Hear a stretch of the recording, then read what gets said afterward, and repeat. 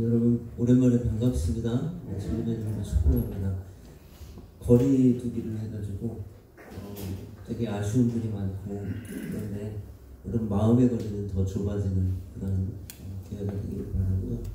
평소에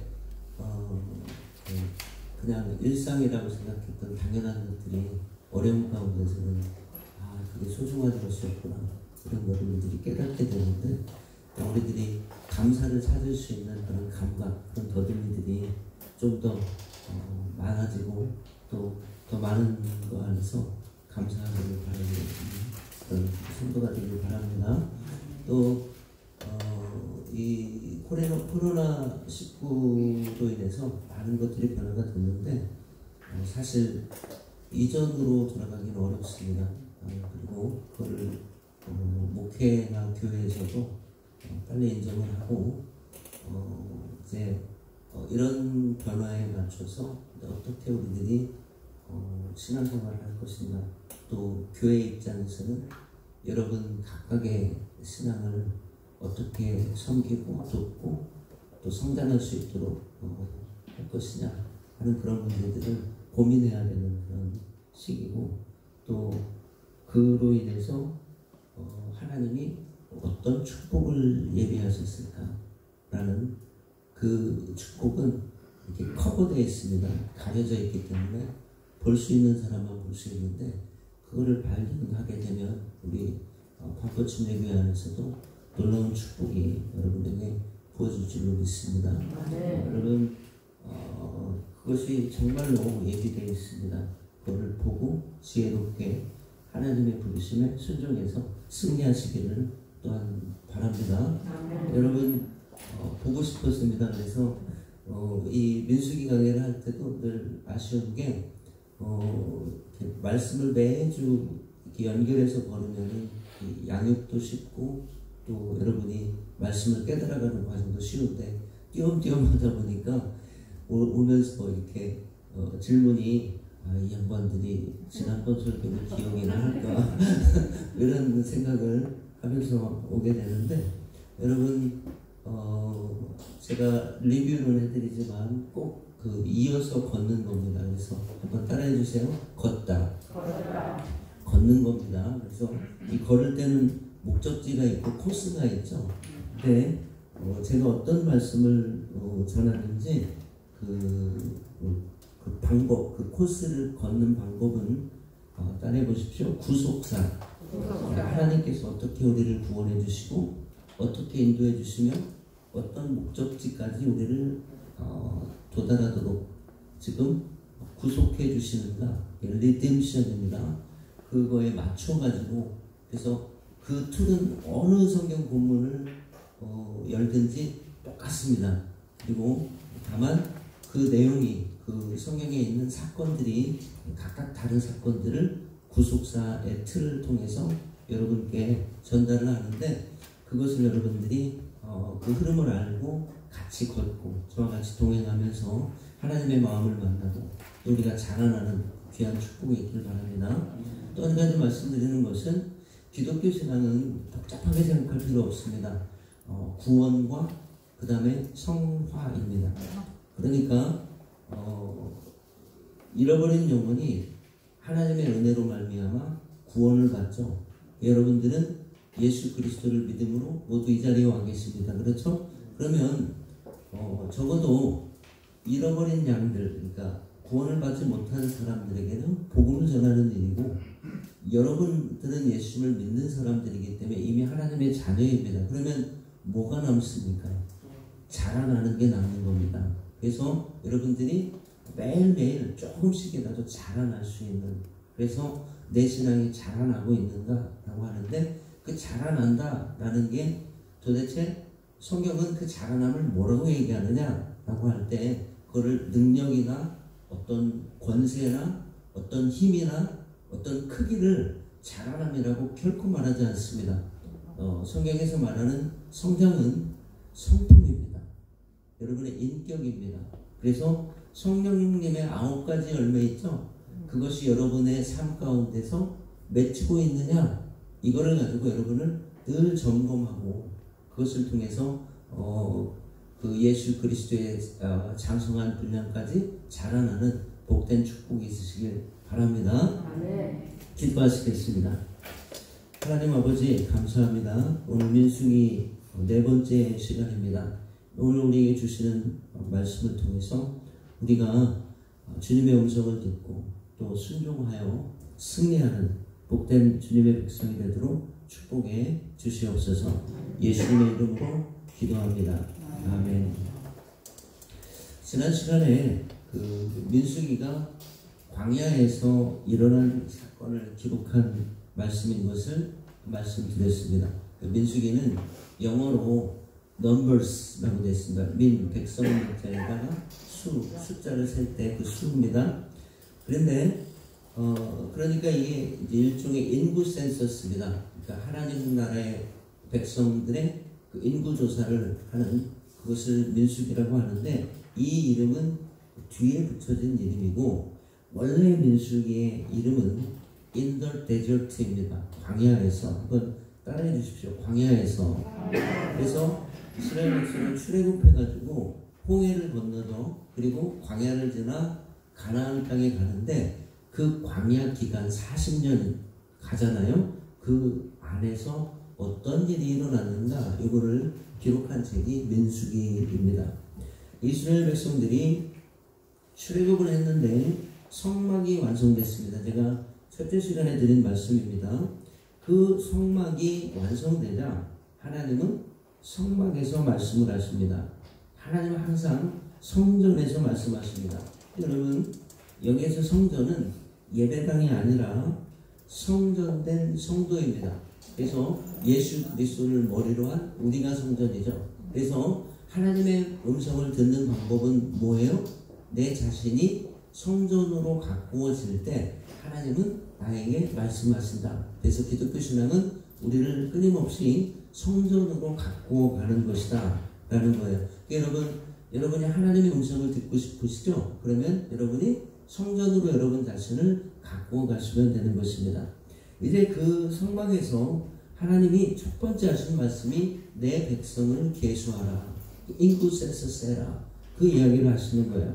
이 계수는 성경에서 아주 중요한데 바로 하느님 나라의 생명책에 기록되는 것을 상징한다고 말씀드렸습니다. 그래서 구원받은 하나님의 자녀는 반드시 하나님 나라의 생명책에 그 이름이 기록이 됩니다.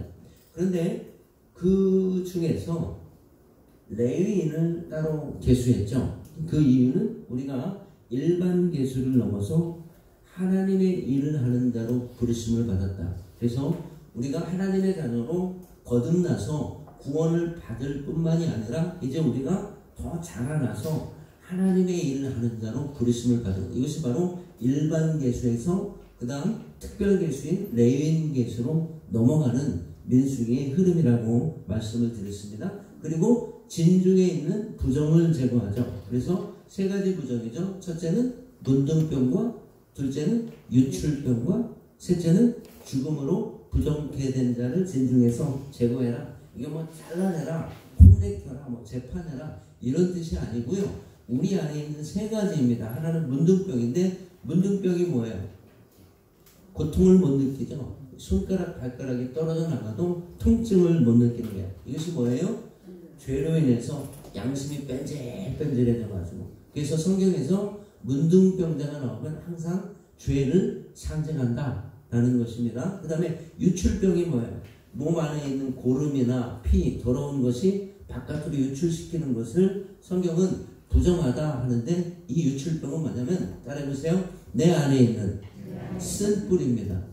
여러분 안에 쓴뿌리, 상처 이런 것들이 있어요. 근데 이게 거기서 머물지 않고 어떻게 돼요? 이 입을 통해서, 예? 여러분 지금 입을 다 가리고 계신데 입을 통해서 꼭 유출시킵니다. 마음이 그 쓴뿌리를 그대로 두지를 못해요. 그 입을 통해서 유출을 시키죠. 불평하고 비난하고, 그렇죠? 부정적인 언어를 통해서 유출을 시키는데, 이 유출병이 어떻게 해요? 전염이 되잖아요. 그래서 그들을 여러분 진중에서 떨어뜨려라 라는 그런 이야기입니다. 바로 여러분 안에 있는 쓴 뿌리의 문제를 다루고 있고, 또 죽음으로 인해서 부정케 된다. 여기에서 죽음은, 성경에서 죽음은 뭐냐면 따라봐서 영원하지 않은 것. 그러니까 이 땅에서는 우리에게 있지만 영원한 곳에 가져갈 수 없는 거였죠. 결국 마지막은 사망으로 끝날 것. 바로 거기에 애딕트된, 그러니까 그게 전부인 줄 알고 사는 인생, 바로 그것을 상징한다. 그래서 진중에서 이 세 가지의 부정을 제거해라. 첫째는 뭐예요? 문둥병, 죄. 둘째는 유출병, 뭐예요? 쓴뿌리. 셋째는 죽음으로 인해서 부정케 된 자. 그러니까 영원하지 않은 것. 바로 이 세 가지를 진중에서 제기하라 라고 합니다. 그런데 이제 하나님 한 걸음 더 나가서 당신의 백성들이 나실인으로 헌신되기를 원하세요. 한번 이것도 따라해 주세요. 나실인. 오늘 이 나실인이 뭔가를 우리들이 알아야 되는데, 민수기 6장에 와서 보면 나실인의 소원에 대해서 기록하고 있는데, 나실인의 소원은 하나님의 사람들이 하나님께 드릴 수 있는 가장 강도 높은 헌신입니다. 그래서 하나님께서는 바로 이 나실인의 소원이 우리 안에 있기를 원하십니다. 오늘 주시는 말씀을 통해서 나실인이 무엇인지, 그리고 성원, 여러분 성원 얘기 많이 하시죠? 이게 뭔지를 우리가 정확하게 이해하고 알게 되기를 바랍니다. 1절을 붙이겠습니다. 같이 한번 읽어볼까요? 여호와께서 모세에게 말씀하여 이르시되 이스라엘 자손에게 전하여 그들에게 이르라. 남자나 여자가 특별한 소원 곧 나실인의 소원을 하고 자기 몸을 구별하여 여호와께 드리려고요. 지금 여러분 마스크를 써서 이게 읽는데 좀 불편하신가요? 괜찮으세요? 제가 지난 목요일인가 우리 여기 강 건너 오늘 이렇게 권사님 한 분이 목사님 우리 같이 등산 가요 그래가지고 자기가 뭐 그 북악스카이웨이 밑에 되게 좋은 등산 코스 하나를 자기만 하는 코스를 발견했다고 가자고 해서 그분 언니 되게 훌륭한 분들이세요. 한 분은 강원도인데 여러분 그 서울역 근처에 있는 그 노숙인들 있죠? 그분들 공동체를 이렇게 돌보다가 은혜를 받고 그분들을 중에서 이렇게 다시 노동을 할 수 있는 분들을 훈련시켜서 저 강원도에 있는 농장으로 가서 집들도 이렇게 해드리고 같이 농사지면서 이렇게 하는 그런 분인데 마침 오셨다고 그래가지고 같이 이제 오솔길을 쭉 걸어서 북악스카이에서 내려가는데 서울 예고 밑으로 이렇게 내려가더라고요. 코스가 있는데 정말로 한 명도 못 만났어요. 그 오솔길을 걸어가는데. 근데 지금 북악산에 송충이가 그 막 나무에서 떨어지는데 막 등에 붙고 발에 붙고 했는데 여기 팔 지금 여기가 막 알러지가 생겨가지고 긁고 있어요. 근데 어쨌든 내가 왜 이 얘기를 하려고요? 마스크를 쓰고 등산을 하니까 죽겠더라고요. 힘들더라고요. 그래서 제가 지금 여러분께 이게 말씀 같이 따라하는 거 괜찮으시죠? 네. 읽을 때는 제가 같이 봉독하도록 하겠습니다. 자, 본문을 보세요. 나실인의 소원은요, 남자나 여자나 남녀 구분이 없어요. 그래서 누구든지 물과 성령으로 거듭난 사람은 하나님 앞에서 이 나실인의 소원을 할 수 있습니다. 근데 이 나실인의 소원은 일반 계수나 특별 계수보다도 더 위대한 결단이고, 이것이 우리가 하나님 앞에 드릴 수 있는 가장 위대한 헌신입니다. 나실인의 소원은 여기 보면은 특별한 소원이라고 하죠. 그래서 특별한 소원입니다. 그래서 이 특별하다 이 말 속에 우리가 일반 계수가 특별 계수를 넘어서, 그러니까 일반 계수를 하고 레위인의 계수를 하잖아요. 그거를 넘어서 그 다음에 어디로 오는 거예요? 나실인의 소원으로 오는 거예요. 이게 뭐냐면 하나님께서 우리를 구원해 주시고 자녀 삼아 주시고 인도해 주셔서 어디까지 도달하기를 원하는가, 그것이 바로 나실인의 위치까지 하나님이 우리가 도달하기를 원하신다는 거예요. 그래서 오늘 이 특별한 소원인 나실인의 소원이 뭔가 오늘 우리가 이거를 알아야 됩니다. 본문에 그 헌신의 내용이 그 뒤에 나타나 있는데 곧 나실인의 소원을 하고 자기 몸을 구별하여 여호와께 드리거든요. 성경에 보면 성원이라는 말이 여러 번 나오는데 이 성원은요 헌신입니다. 따라해 보십시오. 헌신.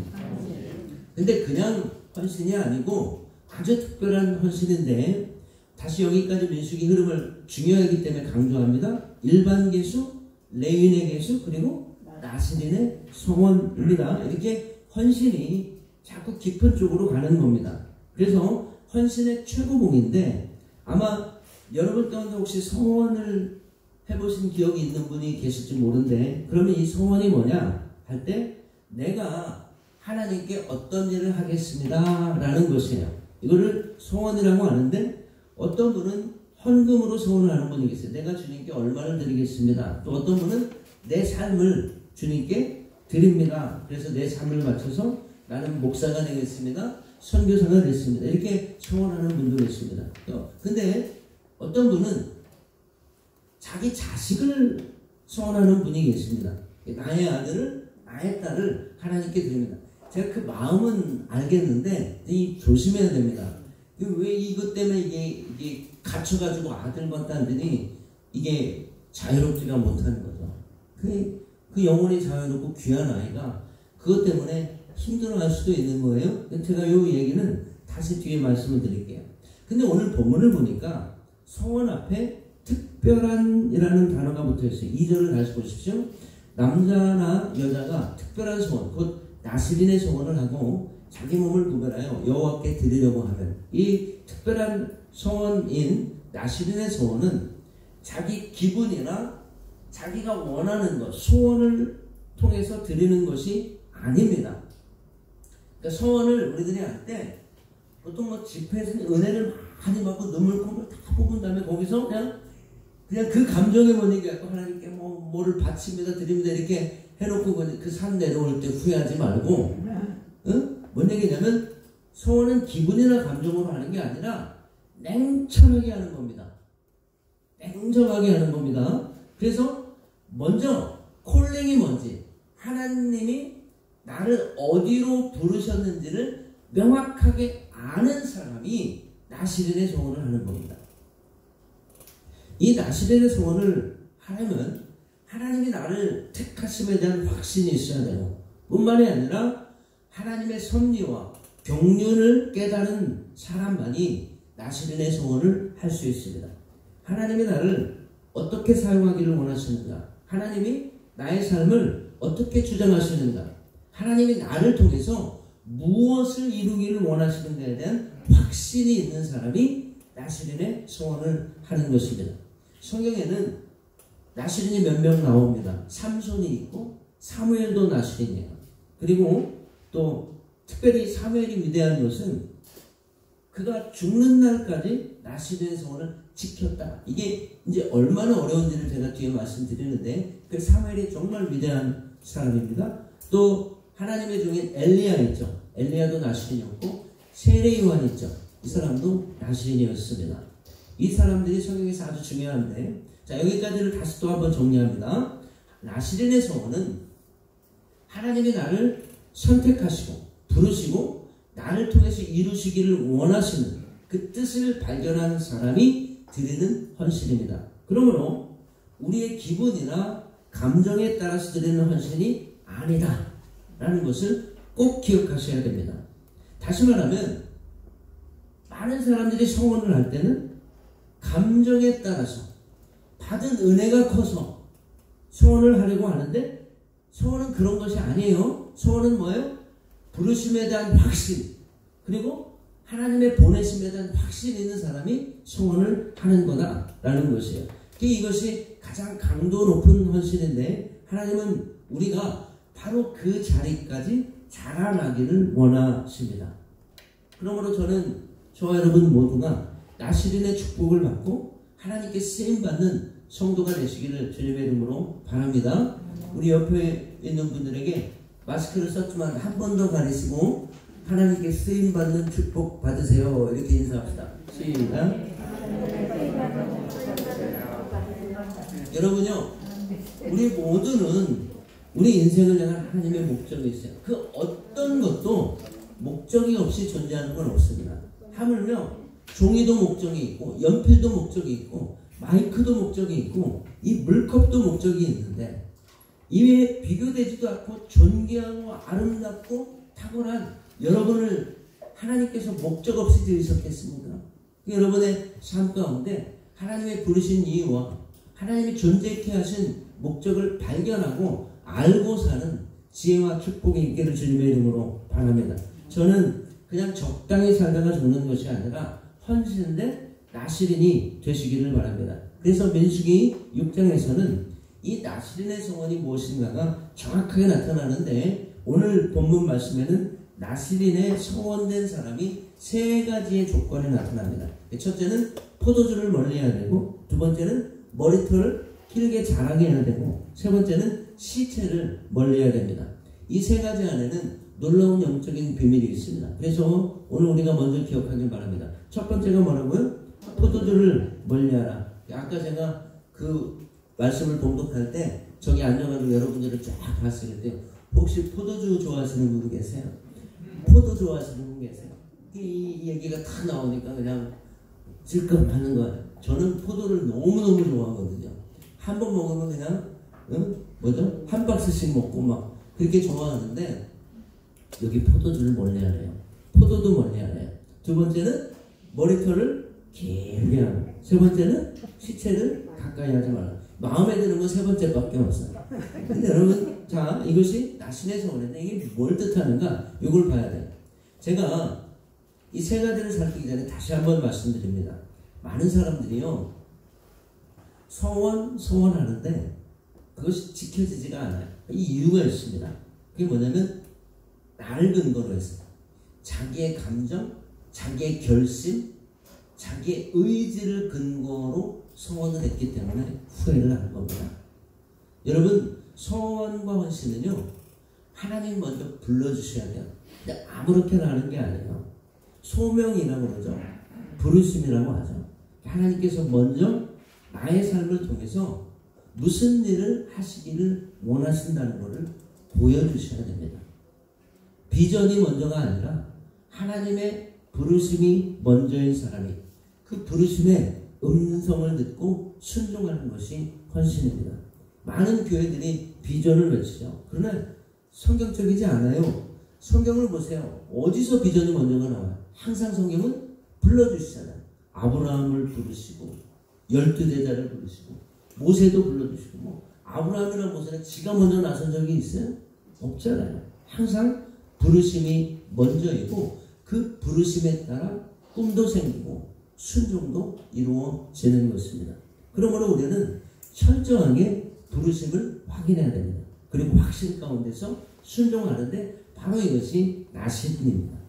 그럼 나시린의 소원이 뭐냐 할 때 세 가지라고 했죠. 첫째, 포도주를 멀리하고, 둘째, 머리털을 길게 자라게 하고, 세 번째, 시체를 멀리하라. 첫 번째를 보시겠습니다. 3절입니다. 같이 읽습니다. 포도주와 독주를 멀리하며 포도주의 초나 독주의 초를 마시지 말며 포도즙도 마시지 말며 생포도나 건포도도 먹지 말지. 여기 중요한 단어가 나오는데, 포도주가 나오는데, 나시는 이걸 마시면 안 돼요. 포도주나 독주를 마시면 안 되고, 포도로 만든 초도 마시면 안 되고, 포도에서 나온 즙도 먹는. 여러분 계란 후라이 할 때 포도씨 기름 막 뿌리고 뭐 이렇게 계란 후라이 해도 안 되는 거예요. 안 된대요. 이게 나오니까. 그리고 생포도도 먹으면지 조금 있으면 이제 포도도 나올 텐데 그 맛있는 것을 먹지도 못하고. 또 여러분 건포도 얼마나 맛있어요? 요거트에다 아이스크림에다 이렇게 얹어 먹으면 맛있는데 그것도 먹으면 안 돼. 이제 4절도 보겠습니다. 같이 읽습니다. 시작. 자기 몸을 구별하는 모든 날 동안은 포도나무에 솟아는 씨나 껍질이라도 먹지 마세요. 여기 이게 뭔 얘기예요? 포도와 관련된 건 어떤 것도 먹으면 안 된다는 얘기예요. 이게 포도에 대한 완전 거부죠. 그러면 이제 뭘 풀어야 돼요? 우리가 뭐가 남아요? 포도가 무엇인지 알아야죠.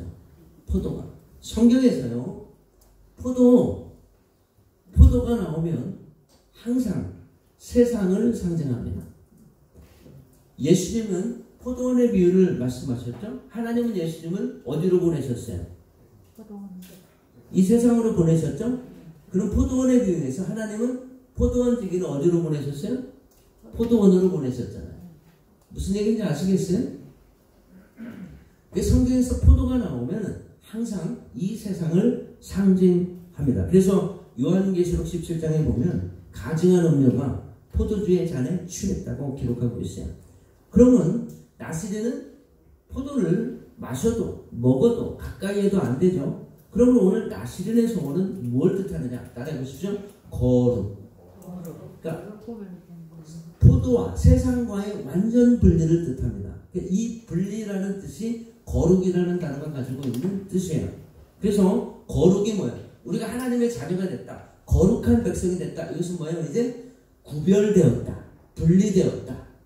따로 선택함을 받았다. 이런 뜻입니다. 그래서 거룩이라는 단어는 분리되다. 이런 뜻을 가지고 있어요. 그러므로 나시린은 뭐겠어요? 세상에 살지만 세상적인 가치관으로부터 자유한 사람. 여러분 이게 얼마나 어려운지 아시죠? 이게 만만치가 않아요. 우리가 속해 사는 세상에서 그것과 분리되는 가치관을 가지고 사는 건 결코 쉬운 일이 아닙니다. 다시 본문을 보시면 나시린이 뭘 멀리해야 되냐면 포도주와 독주입니다. 이건 포도주하고 독주는요 세상의 골수입니다. 육신의 정욕, 안목의 정욕, 이생의 자랑들입니다. 이것이 세상의 재물, 부귀, 영화, 권세, 지식입니다. 이런 것들은 세상 사람들한테는 너무너무 매력적인 거예요. 이게 세상의 맛인데 이것이 포도주와 독주예요. 나시린은 그것으로부터 자유해야 됩니다. 근데 본문을 보면 포도주와 독주보다 좀 덜한 게 있어요. 포도식초, 포도즙입니다. 이것은 세상 깊숙이 들어가서 죄를 짓는 것보다는 조금 덜한 거예요. 예를 들면 포도주나 독주를 마시는 사람은 이생의 정욕과 자랑으로 지 멋대로 사는 사람들인데 이런 사람들은 그냥 매일매일 죄 가운데 쩔어 사는 거예요. 한번 따라해 보십시오. 발음을 세게 해가지고 장아찌. 장아찌 아시죠? 그냥 찌드는 걸 얘기하는 거예요. 근데 그보다 덜한 사람은 포도식초와 즙을 마시는 건데 이 사람들은 죄악에 빠져 살지는 않지만 그나마 나름대로 적당하게 세상 것을 누리면서 사는 거예요. 그게 지금 아마 여러분 가운데는 포도식초 먹고 포도즙 마시면서 사는 분들이 많이 계실 겁니다. 이분들은 다 예배당에도 나오지만 나름대로 세상은 즐기는 겁니다. 또 그 다음을 보면 생포도나 건포도는 먹지 마세요. 이것은 포도의 즙이나 초보다는 더 낮은 단계예요. 진짜 주님을 위해서 살아가는 것 같지만 아주 가끔 세상을 즐기죠. 발가락 몇 개 걸쳐놓고 사는 사람들. 이게 여러분 이것이 뭐냐면 내가 하나님과 헌신되어 있지만 아직 무엇인가가 정리되지 못한 거예요. 하나님 앞에서 아직 정리하지 못한 부분. 여러분 오른손을 가슴에 얹어보세요. 따라해보세요. 하나님 앞에서 아직 정리하지 못한 것. 이게 뭔가? 이것은 여러분에게 스스로 기도하시면서 물으셔야 돼요. 이것이 바로 포도와 건포도를 먹는 수준, 그런 사람들입니다. 오늘 우리가 그런 모습으로 살고 있어요. 그런데 오늘 나시린의 소원은 세상과의 완전 분리를 뜻합니다. 여러분 이 나시린의 소원이 쉬워요, 어려워요? 어떻게 보면 불가능한 것 같이 보이죠. 근데 이 소원을 하나님께서 명하셨다면 우리가 할 수 있기 때문에 명하신 거예요. 이것을 하는 방법을 이제 말씀을 드립니다. 제가 앞에서 사무엘이 대단하다고 그랬죠. 왜냐하면 그는 평생 동안 이걸 지킨 거예요. 이게 엄청난 거죠. 그래서 사무엘이 아시는 분들은 자식을 낳으면 이름을 사무엘 부르잖아요. 왜냐하면 그가 이렇게 대단한 사람인 것을 알기 때문에. 사무엘, 샘이 그렇죠. 남자 이름도 되고 여자 이름도 됩니다. 여러분 이게 얼마나 어려운지를 아실 것입니다. 근데 우리가 사무엘처럼 평생을 그렇게 살지는 못해도 어느 기간 동안, 이게 되게 중요합니다. 따라해보세요. 어느 기간 동안 이 훈련을 해야 된다고요. 그래서 일주일 동안 도전해보고 한 달 동안 도전해보는 거예요. 이 도전은 따라해 주십시오. 특공대 훈련. 자, 제가 작년부터 여러분도 함께했죠. 제가 아까 오는데 이렇게 주일날 아침에 올 때는 저희 집에서 내비게이션이 저쪽 내부순환도로 해서 성수 쪽으로 오라고 안 하고 이쪽으로 해서 강변북로로 해가지고 여의도 쪽으로 이렇게 해서 오게 인도를 해요. 그럼 여기까지 딱 26분이면 와요. 근데 오늘 오는데 비가 그친 상태에서 한강하고 저쪽 여의도 쪽을 보는데 너무너무 아름다운 거예요. 감사하면서 왔어요. 그래서 막 콧노래도 흥얼흥얼 거리면서 오고 또 여러분도 보고 싶고 그래서 오는데 여러분 그 작년 오늘 이제 다음 주 6월달 들어가잖아요. 작년 6월 현충일인가요?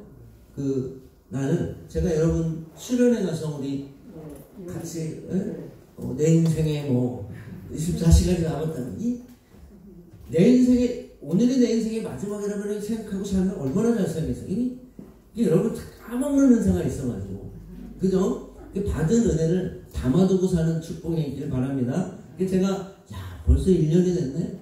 이런 생각을 했어요. 여러분 한편으로는 감사하지만 한편으로는 또 참 서글프기도 하죠. 도대체 1년 동안 우리는 못했나? 라는 거예요. 여러분 이 오늘 말씀을 통해서 좀 주님의 부르심이 있는 여러분 가운데서 뭐라 그러죠? 모멘텀이라고 그러죠. 동기부여가 되고 또 하나님께 한 걸음 더 전진할 수 있는 그런 축복이 좀 있기를 바랍니다. 무슨 얘기냐면 못하는 것도 뭔가를 하는 거예요. 뭔가를 실패하는 것이 안 하고 있는 것보다 나아요. 배우기라도 하잖아요. 여러분들에게 귀한 도전의 그러한 은혜가 있기를 바랍니다. 여러분 특공대 훈련이라고 그랬는데요. 여러분 특공대가 훈련을 하는데 또 같이 훈련만 합니까? 여러분 저도 특공대 출신이에요. 제가 키가 작아가지고 들어갔는데 상당히 많은 모자란 그 키였거든요. 근데 입대를 했는데 다시 신체 검사를 2주 동안 해요. 거기에서 다 떨어뜨리는데 다 건강한데 그때는 제가 되게 건강했어요. 우리 집사님 저기 아시죠? 축구 선수 집사님이 안 왔어. 그 친구들이 그러니까 우리 그때 당시 국가대표들이 전부 친구였고 그랬는데 여러분 그 군의관이 검사를 하는데 야 너는 제가 이만큼 모자란다 이만큼 모자란다 이렇게 그러면서 근데 제가 몸이 건장하니까 군의관이 뭐라고 그러냐면 할래 말래? 집에 갈래? 아니면 그냥 할래? 그랬더니 하겠다고 그랬더니 키를 5cm나 올려줬어요. 그래가지고 못 가는 건데 특공대 간 거예요. 그리고서 왜냐하면 제가 떠날 때 워낙하게 파티를 했는데 돌아오면 얼마나 쪽팔려요. 그러니까 그래서 어쨌든 죽든 살든 거기서 죽어야 되니까 그래서 부대를 갔는데 훈련을 받는데요. 별의별게 저는 하늘에서도 떨어져 보고 바다에서도 하고 그리고 뭐 10시간씩 막 수영도 하고 이런 훈련을 다 받았는데요. 거기에서 뭐가 있냐면 고무보트를 타는 훈련이 있어요. IBS라고 그러거든요. 근데 그거를 타는데 머리에 이고 가요. 근데 보세요. 제가 단신이고 다른 애들인데 7명이 이고 가는데 바다에서는 타지만 육지로 가면 이거를 머리에 이고 산으로 들어 막 뛰고 다니는데 이게 얼마나 힘든지 몰라요. 그 바닥이 쇠요. 이런 쇠판. 그러니까 머리를 이으면 그 낚아오리가 이상한 물질모자 같은 걸 쓰는데 이게 짓이겨져가지고 머리가 헐고 막 피도 흘러나오고 막 그래. 나중에 이걸 메고 뛰다 보면 여기가 굳은 살이 배겨가지고 원산 폭격 아시죠? 해도 그냥 별로 안 아프대요. 근데 문제는 7명이 매는데 저는 키가 작고 앞에 있는 사람 크고 크니까 저는 그게 닿을까요? 안 닿을까요? 주님이 머리를 보여주세요. 그래서 제가 유학 공부까지 했잖아요. 키 작은 것 유리할 때가 있는 거예요. 그래가지고 날 구박을 받았어요. 이렇게 훈련하고 이 새끼 너는 키가 작아가지고 우리는 막 이거 해가지고 밀려가지고 머리가 터지고 있는데 너는 머리가 닿지도 않으니 이렇게 뛰면 그러면서 다녔던 기억이 나요. 자, 근데 보세요. 특공대가 있는데 훈련을 받아요. 평생을 받아요? 아니에요. 훈련하는 기간이 있죠. 근데 그 훈련이 강력하죠. 그러고서 보통 생활 속으로 돌아오는 거예요. 그러다가 이 특공대는 뭐예요? 유사시. 하나님이 필요한 곳에 보냄을 받는 거예요. 나시대 소원이 이런 훈련이라고요. 제가 사순절을 딸 이 특공대 훈련을 해요. 매년. 그래서 제가 금식해라. 이게 저는 강제합니다, 이거를. 그래서 그 기간 동안 금식하고 오락하지 말고 적어도 내 삶에서 그리스도인으로 그리스도의 고난을 묵상하는 1년에 40일 동안은 적어도 나시즌의 소원을 해야 되지 않느냐라는 거예요. 그래서 거기에 솔트 3.3 캠페인도 넣고 금식도 시키고 그리고 하나님께 헌신도 하게 함으로 우리가 나시즌의 훈련을 받는 것입니다. 아멘.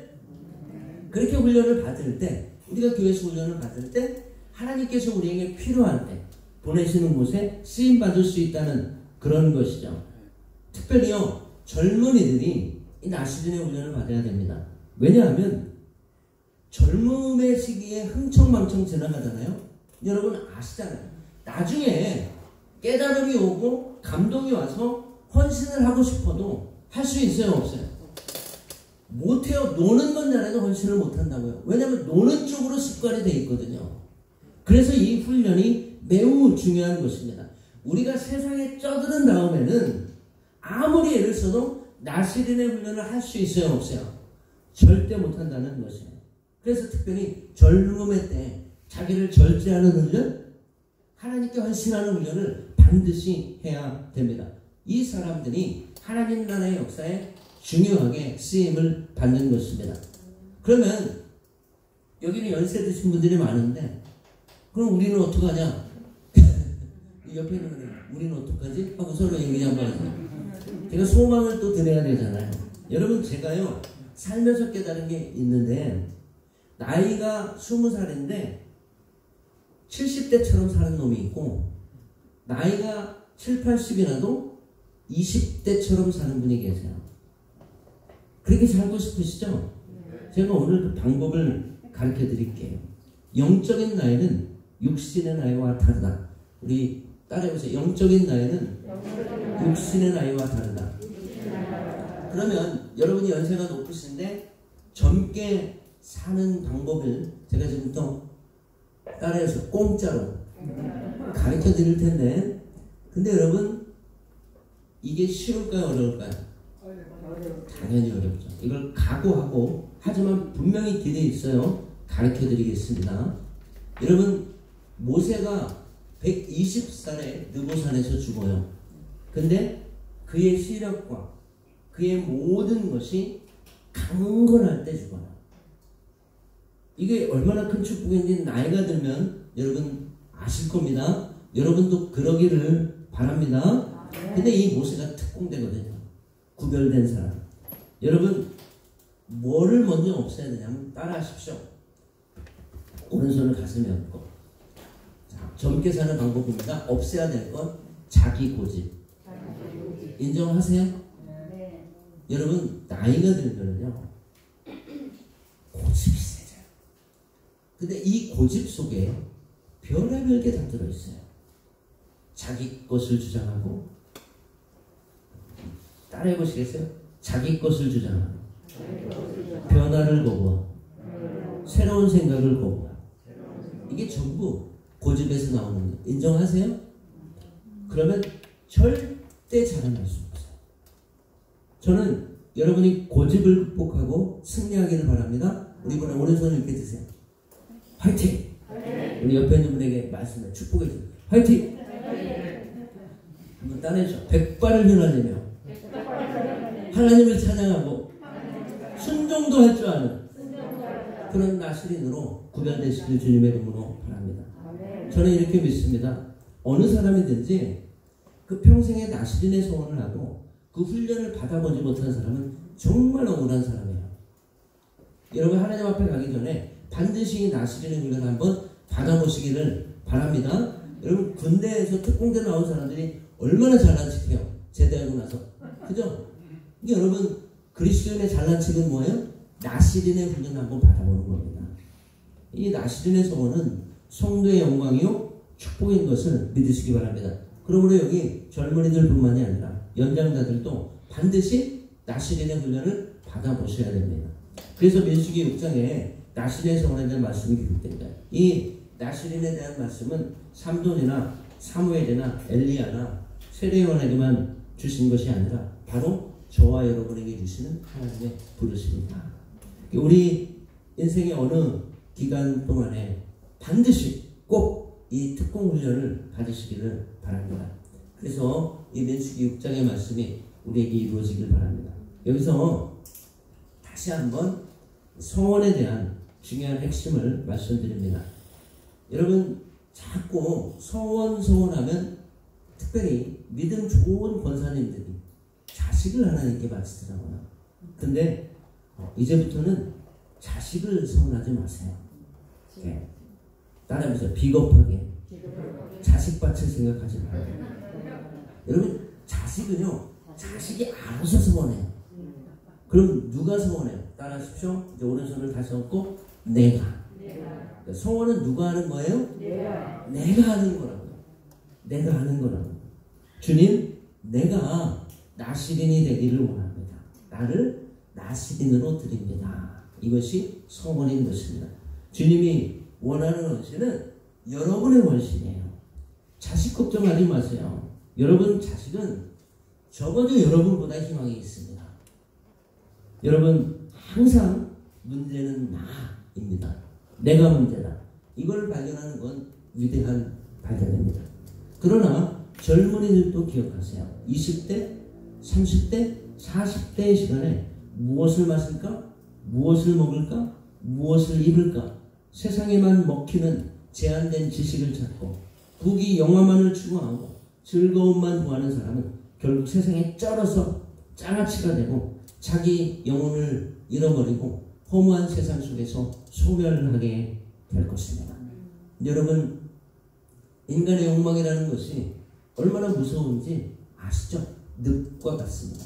여러분, 사람에게 특별히 미국인들에서 이 설문조사를 하면은요, 얼만큼 있어야 당신이 행복합니까? 하면 little bit more, 따라서 조금만 더 해. 이게 뭔 얘기냐면 도무지 내 항아리는 채워져요? 안 채워져요? 안 채워진다는 얘기예요. 여러분, 단 거를 먹으면 계속 단 거를 찾죠? 그렇죠? 이 욕망이 그런 거예요. 그래서 성령의 열매 중에 뭐가 있어요? self control. 따라해보세요. 절제. 절제합니다. 절제는 하지 않는 즐거움이다. 근데 여러분, 놀라운 것이 욕망의 행복이 있는 게 아니라 절제의 행복이 있다는 거예요. 하지 않는 즐거움 속에 진정한 행복이 있어요. 이것이 바로 영적인 교훈입니다. 여러분, 여기 특별히 젊은이들이 이 절제의 훈련을 해야 됩니다. 사도행전에서요, 7 집사가 전부 20대였어요. 왜냐하면 젊은이들은 순종이 유연하고 변화를 추구하는 나이기 때문입니다. 건강한 교회는 이 젊은이들이 추구하는 것들을 지원하고 도와주는 교회가 건강한 교회예요. 당연히 실패도 많죠. 그 실패가 용납되는 거예요. 그래, 실패했구나. 이번에 많이 배웠겠네. 바로 이거죠. 여러분, 어렸을 적에 자전거 배우셨죠? 어째요? 무수히 넘어지죠. 안 넘어지고는 자전거를 배우세요. 넘어지는 것이 두려우면 자전거를 탈 수 있어요? 없어요? 못하는 겁니다. 여러분, 실패는 정금같이 귀한 스승입니다. 그것을 통해서 자라나기 때문입니다. 그래서 미래가 있는 교회, 건강한 교회는 젊은이들의 생각이 수용되고 그들의 실체가 용납되는 것입니다. 제 자신을 보면은요, 저와 함께 사역하는 분들 중에 제가 제일 나이가 많아요. 그래서 미팅을 할 때 보면은요, 제일 문제가 누구겠어요? 저예요. 왜냐하면 제가 연장자이기 때문에 제가 고집을 부리면 다른 사람들이 아무것도 못해요. 그래서 회의하기 전에 몇 번씩 다짐하고 가요. 합주기가 됩시다. 하고. 그래서 니들 야야고 탁 해. 그러면 얘기 다 하죠. 들으면은요, 막 저렇게 하면 안 되는데 저것들이 막 이런 마음이 생기고 막 한마디 해주고 싶은 얘기가 막 끌어올라와요. 그래도 시작할 때 어떻게 합주기가 됩시다. 합하고 왔으니까 끝까지 참아요. 그런데요, 그 역사가 놀랍더라고요. 여러분, 경청하자, 순종하자. 특별히 나이 많은 제가 젊은이들에게 순종하면 얼마나 좋아요. 오늘 저쪽 정릉교회에서 설교를 제가 녹음을 했는데 우리 찬양 사역하는 여러분이 이거 마이크 시스템 설치한 선교사님이 이제 예배전 찬양, 예배 후 찬양을 쭉 만들잖아요. 근데 오늘 예배전 찬양곡을 이제 어제 제가 쭉 뽑아서 봤는데요. 마음에 안 들어 죽겠는 거예요. 아니 지금 어려운 때 좀 으쌰으쌰 해가지고 막 손 들고 박수 치는 찬양을 하면 좋겠다고 저는 생각하는데 이게 뭐 주여 이 고난을 막 하면서 막 나의 눈물을 받아줘 이런 찬양을 오늘은 또 앞에 쭉 붙여놨단 말이지. 그래서 제가 정말 여기까지 찬양 바꿔 라고 하고 싶은 마음이 막 24시간 동안 이것 때문에 제가 얼마나 괴로웠는지 몰라요. 근데요 오늘 새벽쯤 돼가지고 제 마음속에, 왜냐면 그 정기세 정기사님 요새 힘들거든요. 그러니까 그 사모님이 이제 그 어린이 방 하는데 코로나 때문에 아이들이 떨어지니까 벌이가 없으니까 생활을 보는데 저희 사역자들은 생활력이 엄청나게 강해요. 그래서 저도 어렵고 사역자들이 어려울 때 저희는 그 청소회사 있죠. 아파트 계단 청소 이런 거. 그런 것도 설립해가지고 그 다음에 그 아파트 밤에 새벽에 가가지고 왜 물 없이 세차해 놓는 거 있잖아요. 뭐 그런 것도 막 하고 막 이러면서 삶을 유지할 때 생각이 강하거든요. 그러니까 딱 어려우니까 이 선교사님이 배달의 민족 그래가지고 요새 막 근데 이제 이분이 옛날에 고등학교 때부터 불법 오토바이 막 폭주족 이걸 가지고 오토바이를 너무너무 잘 타는 거예요. 근데 그 실력을 지금 배달의 민족으로 쓰는 거예요. 이거 얼마나 위험해요. 저희 교회에서 막 기도하다가 장로에서 저는 생각지도 못했는데 우리 장로님들이 우리 사례비를 좀 더 올려드립시다 하고 이렇게 하니까